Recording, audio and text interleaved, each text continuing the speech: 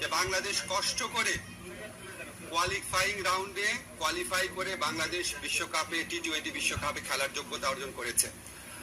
আমরা ক্রীড়া পাগল নেশন, আমরা ক্রিকেট ভক্ত নেশন, আমরা অবশ্যই খেলতে চাই, কিন্তু এটা আমাদের জাতির অবমাননার বিনিময়ে আমাদের ক্রিকেটার এবং আমাদের দর্শক, আমাদের সাংবাদিক, তাদের নিরাপত্তার বিনিময়ে, দেশের মর্যাদার বিনিময়ে আমরা বিশ্বকাপ ক্রিকেট খেলতে চাই না। আসসালামু আলাইকুম। আপনারা তো ওনার কথা শুনলেন।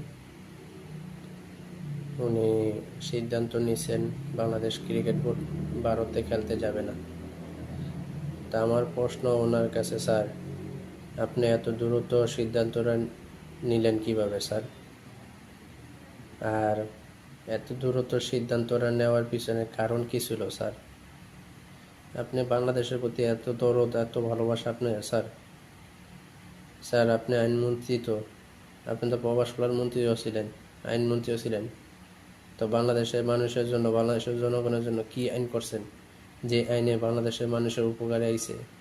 আপনি কি এমন আইন করছেন স্যার যেটা বাংলাদেশের প্রবাসীদের উপকারে আসছে স্যার?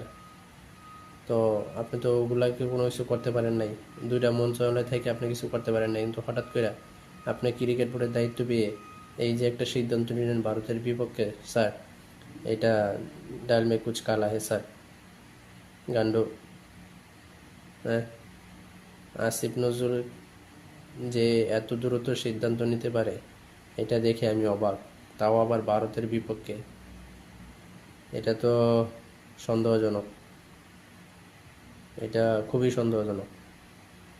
যেই ব্যক্তি আইনমন্ত্রী থাকা অবস্থায় সে কোনো দায়িত্ব বা এরকম কোনো কিছু আইন করতে পারে নাই যে আইনে ভারতে পলাতক যে আসামিগুলো আছে তাদেরকে বাংলাদেশে আনা যায়, এরকম কোনো আইন করতে পারে নাই ব্যক্তিরা।